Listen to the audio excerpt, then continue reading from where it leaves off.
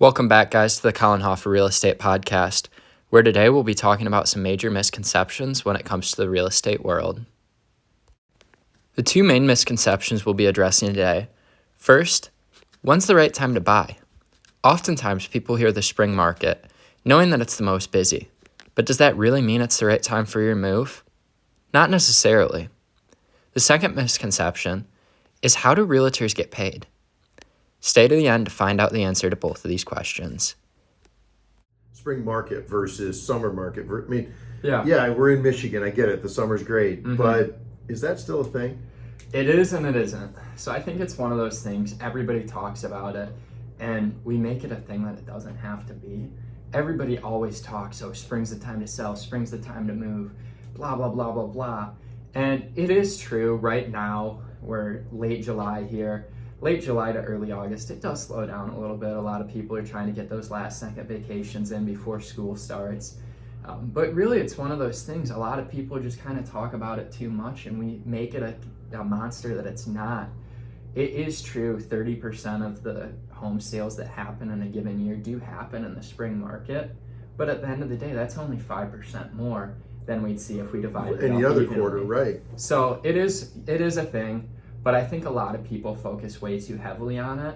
And that's really kind of what makes it much more challenging for buyers to navigate, especially here in West Michigan, is so many people have that feeling that they have to buy in the spring. But the reality of it is their home's going up for sale every single day. And it's really just coming down to, like we mentioned earlier during the mortgage section, is it's all about finding the home that works for you. And at the end of the day, if we can find you a home, whether it's mid-July or it's mid-January, we found you a home that you can go raise your family in and live in.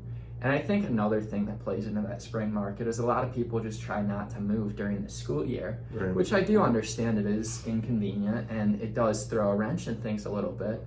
But I know you've had that happen a few times, Three haven't you? kids, third to seventh grade, basically. Mm-hmm. Second to seventh grade in the move. And they're no worse for wear. You ask them today, they would not know the difference that we moved in November in the middle of a school year. I can get it if, junior, senior year in high school, so it can be a little bit different, but elementary, even into middle school age kids, I've done it, and I can tell you that they're no worse for wear. They still have all their appendages, everything's still good. On the day we moved, they were not happy with us, but Christmas was right after that, so they were back to happy again. From the financing side, when you get off those times, there's a little less competition. For sure. There may be a few less homes, and they might actually stand out a little bit better to you. That's because all the stuff's gone away, and these are the houses, and now you've got a little bit less competition, particularly if your financing isn't A grade, top notch, and you're kind of secondary financing. That now you have some opportunities in those off times that you might not have had competing with everybody else in the spring and early summer. And especially for first-time home buyers, I think that's a great opportunity where you're in the case a lot of times don't have kids that are in high school, college, anything like that. You're in a good position where you can easily move. And there are a lot of good deals out there during that winter and early fall time because a lot of people aren't looking to move during those times. A lot of people think, oh, I just graduated college, I'm going to wait a year and then I'm going to go buy, or I'm right out of college, I'm going to go buy. Stuff along those lines. So especially with first-time home buyers, we see that a lot. And the first-time home buyers are always kind of the ones that lead that spring market up. Sure. But I know this past spring, I saw one house that we wrote an offer on that received over 50 offers on it. And that's just not something that we see as much during the fall and winter time. That's not to say that those homes aren't selling. They're still selling, and they're still selling fast.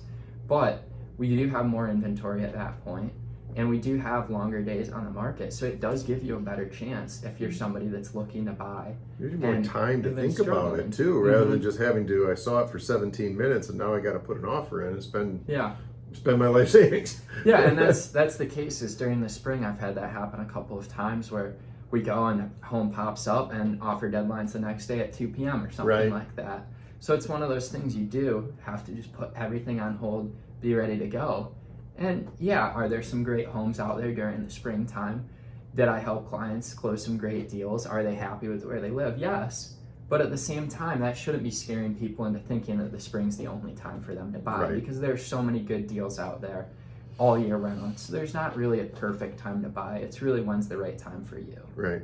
And when does your house come available? The one that works for you. It's not even about you're trying to buy. Your house may come available in January. Don't go, well, I'm going to wait till March to buy it. Yeah. No, buy it in January before the everybody comes out after it. Yeah, and similar thing on the selling side. Yeah, it might be on the market for a few more days, but really it doesn't take 10 buyers to buy your home. All it takes is one buyer. Right. If you can get one person that's interested in your home, they're going to buy it. And I can tell you guys from my experience, I've got multiple people just kind of sitting on the sidelines right now waiting to buy, waiting to downsize. And they're just waiting for the right thing to pop up. So there are hundreds of people out there, more than hundreds, there are millions of people out there just sitting on the sidelines waiting for the right home to pop up. And it could even be the case, I know I've had this happen where it was spring market, they couldn't really make the move at that point because they couldn't get things organized in time.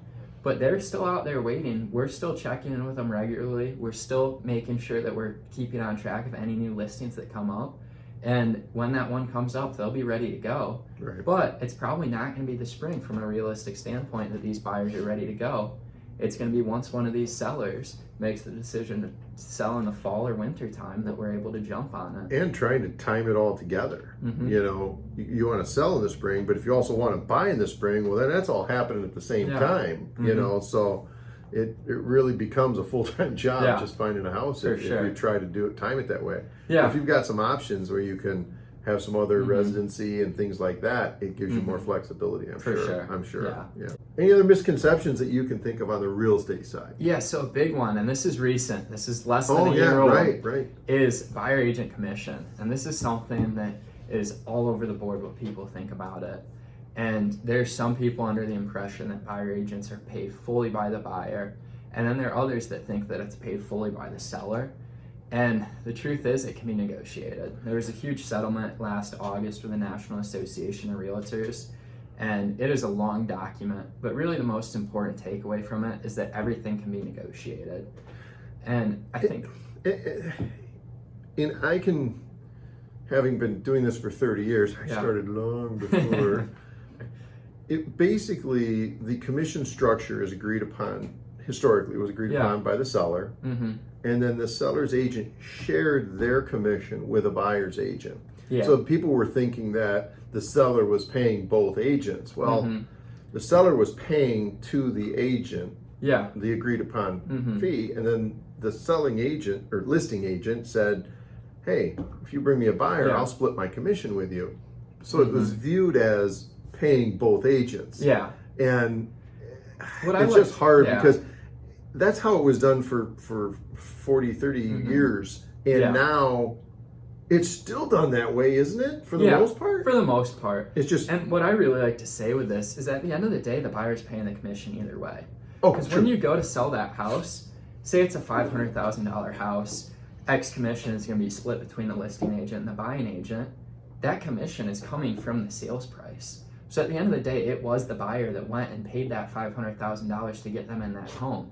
And that was kind of what's more standard in the past, was that tradition of the sellers paying the commission and then the two agents, the buying agent and the listing agent, splitting it.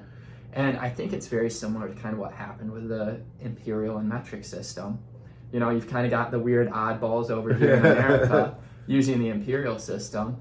Meanwhile, everywhere else in the world's like, no, you guys can do your thing, but we're going to stick to the metric system because it makes sense. Right. It's everybody understands it, and it's the way things should work. Right? That's not to say there aren't crazies out there that do things different ways.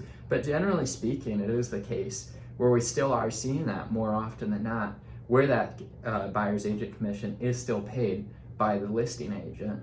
And from what I've seen in the last year, the contracts that I've seen coming in, I think there was only one, and it wasn't that it wasn't shared, it was that they shared a lower amount, so the buyer covered the difference for the buyer's agent. It was all it was. They didn't pay it in full. And so, interestingly enough, this Department of Justice, how this has to happen type of situation occurs last July, goes into effect August or September. And I've really seen no difference in how business was done before it or how business is done after it. I think the idea now is it's just kind of everybody gets their own papers and says, okay, how are we doing this? And as long as everybody goes, yep, we move on. And yep tends to be the way it always was. And what it really comes down to is how much money is that seller going to have in their pockets.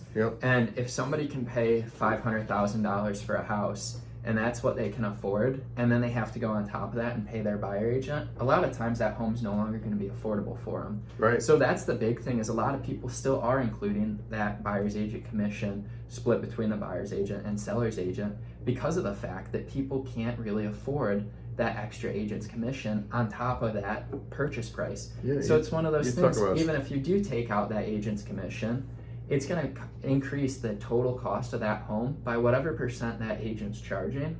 So it's one of those things, you can either decrease the list price by that percentage and make it fair so that you get the same amount of money in your pocket, or you keep it high and nobody's going to be able to afford that. So it's really one of those things, the traditional way seems to make more sense, and that's the reason that we've seen it continue to withhold despite the changes back in last August. And again, from a finance side, I certainly see plenty of transactions where the buyer has money to work with, right?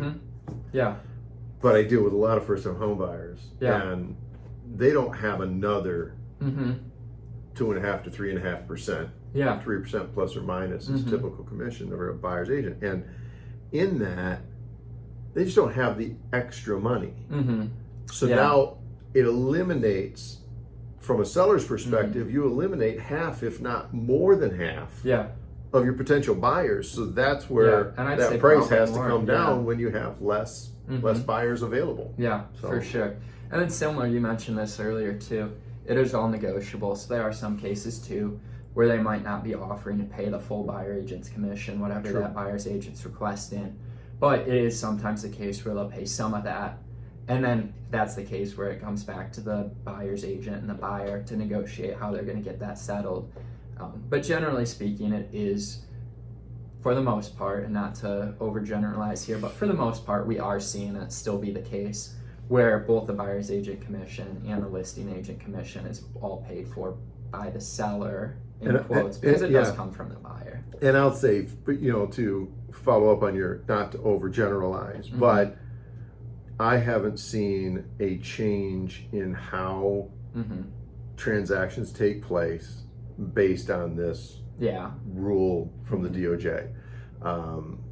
I've seen a lot of people talk about it. I've seen a lot of conversations, but in practice and how the real estate market transactions, at least ones with mortgages, because those are the ones I see.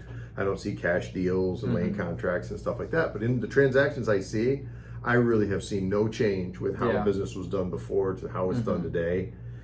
And that's where I really like the metric system, imperial system reference.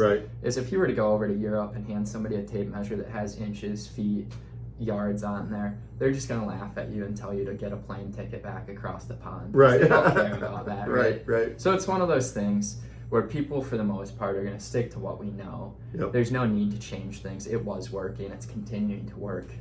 We're a year out now, just about, and we really haven't seen much change as a result of it.